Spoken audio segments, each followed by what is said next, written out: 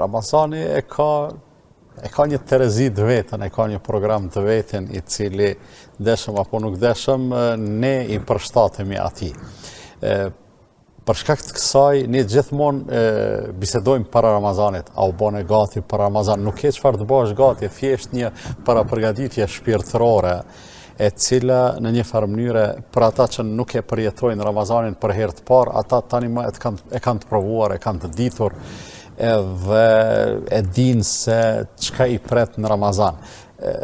Megjithatë duhet pranuar se Ramazani është përjetim, ani pse ata që janë në mosh, jo në mosh të shtyrë detyrimisht, po ata që se kanë Ramazanin e parë, përjetimin nuk e kanë të ri.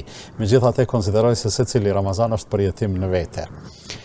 Iftari i parë, sikur edhe çdo gjë që e bëjmë si fillim, si njerëz që jemi, e bëjmë me një lloj entuziazmi më të shtuar, më të theksuar, ndoshta nganjëherë deri në eufori. Për këtë arsye edhe iftari i parë njerëzit mundohen të përgatisin ushqimet më të mira dhe më të lloj-llojshme, ndërsa me kalimin e kohës sikur shkon iftari edhe praktikat tjera të Ramazanit duke e marrë formën e rutinas. Kjo është njerëzore, po mendoj s'ka asgjë as shqetësuese, as me thonë të veçantë, as për t'u lavdruar, as për t'u ankuar. Ramazanin duhet ta përjetojmë si mundësi, si një pako dhuratash, të cilat Zoti i plotfuqishëm i ka përgatitur për neve. Disa prej tyre janë vështirësi, disa prej tyre janë sprova, është një lloj testi për gatishmërinë tonë për të sakrifikuar, nga se nuk është e lehtë të agjërohet, nuk është e lehtë të falet teravia, nuk është e lehtë të bëhen disa gjëra, disa veprime të cilat mund t'i quajmë se janë specifike për Ramazanin. Megjithatë, për t'u lehtësuar besimtarëve edhe më tepër, Zoti i plotfuqishëm e bën Ramazanin disi ne e përjetojmë, nuk jemi në gjendje ta zbërthejmë me të gjitha urtësitë edhe shkaqet edhe sepset. Mirë po e përjetojmë se dita para Ramazanit edhe dita e Ramazanit, por edhe dita e pas Ramazanit, përfshi edhe ditën e Bajramit, e përjetojmë se nuk janë të njëjta. Për shembull, ndonjëri prej neve ditët e kaluara, mbase me bë me mbet deri në gjysmë të ditës pa ngranë, do të përjetonte një uri të madhe kështu me radhë. Edhe pak nervoz. Edhe pak nervoz, edhe pak ankesë edhe kështu me radhë. Ndërsa kur ngritet nga xhumi në ditën e parë të Ramazanit, ditët e para edhe ato, domethënë shkaktojnë nga pak uri dhe etje.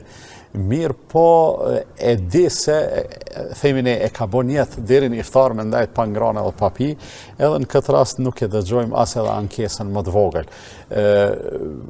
Kjo zbërthehet në dy mënyra, ose më mirë me thonë dy arsye kryesore i ka. E para, puna e motivit. Njeri kur e bën jetë një gjë, masanej përgatitet për te, si me thonë, me sakrifiku.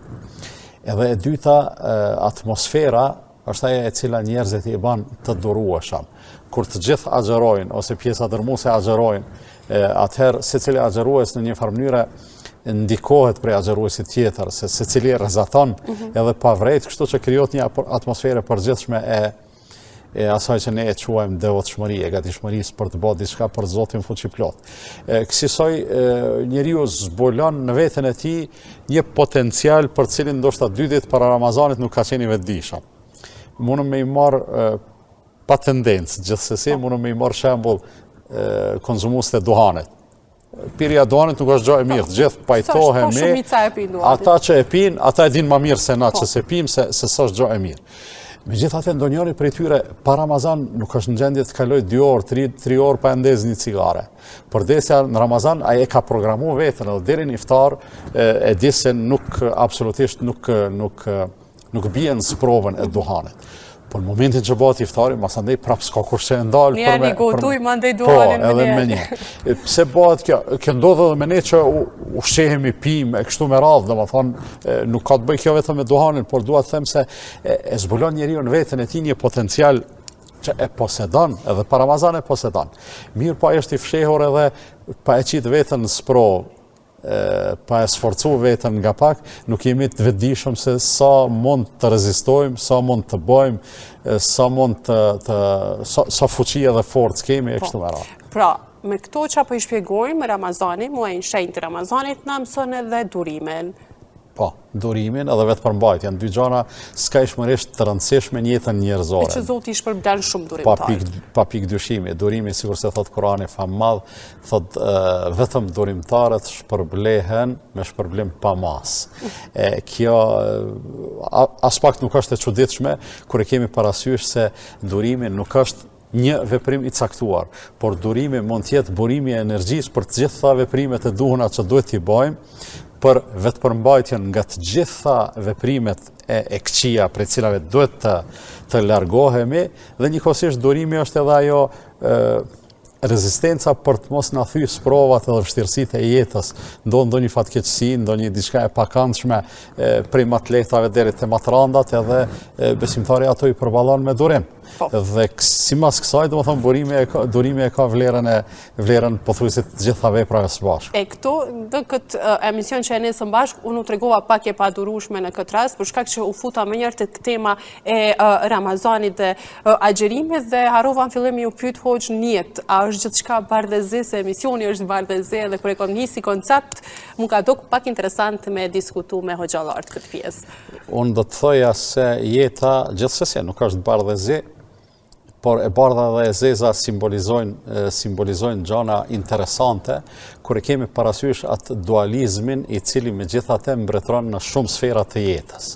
E bardha dhe e zeza simbolizojnë të mirën edhe të keqen.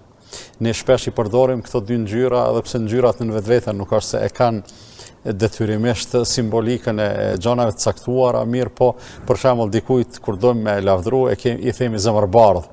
Kur dojmë mos me lavdru i themi zemërzi, edhe pse zemra edhe ati është e kuqe, nuk është as e bardhë as e zezë. Mirë po bardhëzia simbolizon mirësinë edhe e zeza simbolizon tjetrën.